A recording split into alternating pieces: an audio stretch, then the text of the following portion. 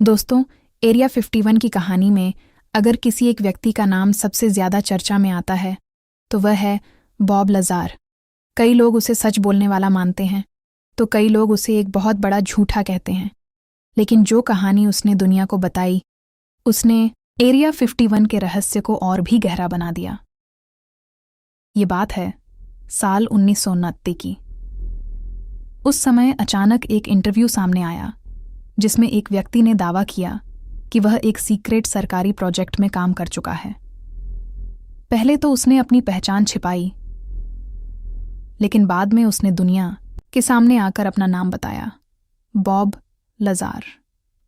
उसका कहना था कि वह एरिया 51 के पास मौजूद एक और भी ज्यादा गुप्त जगह पर काम करता था। उस जगह का नाम बताया गया S4 फैसिलिटी। बॉब लाज़ार के अनुसार यह जगह एरिया 51 के पास एक पहाड़ी के अंदर बनाई गई थी ताकि बाहर से कोई उसे देख ना सके। लेकिन असली चौंकाने वाली बात अभी बाकी थी। लाज़ार ने दावा किया कि वहां इंसानों के बनाए विमान नहीं बल्कि एलियन स्पेसक्राफ्ट रखे हुए थे।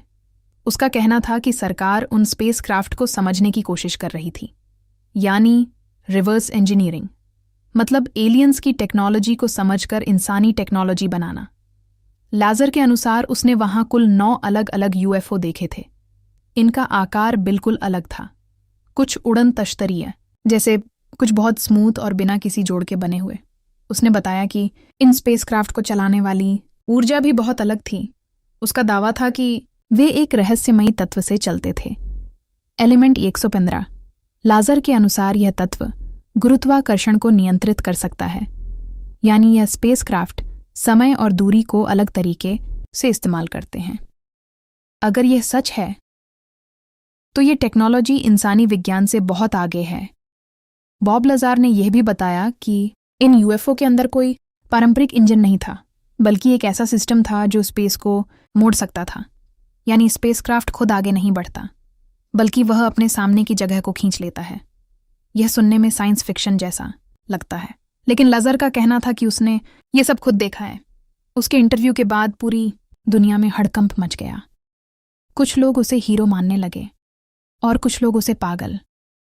सरकार ने उसके दावों को पूरी तरह नकार दिया और यहीं से शुरू हुआ एक और बड़ा विवाद। लोगों ने उसकी पढ़ाई और काम के रिकॉर्ड की जांच की। दिलचस्प बात यह थी कि जिन यूनिवर्सिटी में उसने पढ़ने का दावा किया वहां उसका कोई रिकॉर्ड नहीं मिला, लेकिन कुछ लोग कहते हैं कि यह रिकॉर्ड जानबूझकर मिटाए गए ताकि उसकी कहानी झूठी लगे। बॉब लाज़ार ने एक और दिलचस्प बात बताई। उसने कहा कि एरिया 51 के आसपास बुधवार की रात कुछ टेस्ट उड़ानें होती थीं। जब कुछ लोगों ने वहां जाकर आसमान देखा तो उन्हें सच में अजीब उड़ती हुई चीजें दिखाई दीं। इससे लोगों का शक और भी गहरा हो गया। तो सवाल ये है, क्या बॉब लाज़ार सच बोल रहा था या यह सब सिर्फ एक कहानी थी? आज तक इसका कोई पक्का सबूत नहीं मिला, लेकिन उसकी कहानी ने एरिया 51 को दुनिया का सबसे बड़ा रहस्य बना दिया और अभी भी कई लोग मानते हैं कि सच्चाई छिपाई जा रही है। लेकिन दोस्तों, एरिया 51 से जुड़ा एक और घटना हुई जिसने इंटरनेट को हिला दिया था। लाखों लोगों ने एक साथ फैसला किया कि वे इस जगह का सच जानकर रहेंगे। ये घटना थी स्टॉर्म एरिया 51, और जो आगे हुआ वह किसी फिल्म से कम नहीं था। इसके बारे में हम अगले भाग में जानेंगे। अगर आपको यह कहानी रोचक लग रही है तो वीडियो को लाइक करें और चैनल को जरूर सब्सक्राइब करें, क्योंकि अगले भाग में हम देखने वाले हैं दुनिया का सबसे अजीब इंटरनेट आंदोलन, और हो सकता है उसमें छुपा हो एरिया 51 का एक और रहस्य।